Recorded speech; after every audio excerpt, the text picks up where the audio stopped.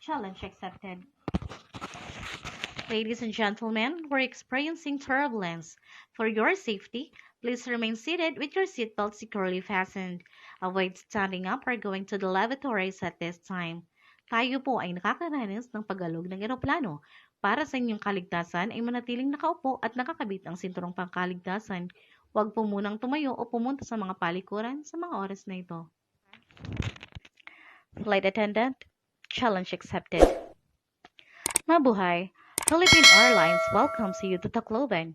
The time now for your convenience is 1:58. For your safety, please remain seated with your seatbelt securely fastened. Check areas around your seat for items you might left behind.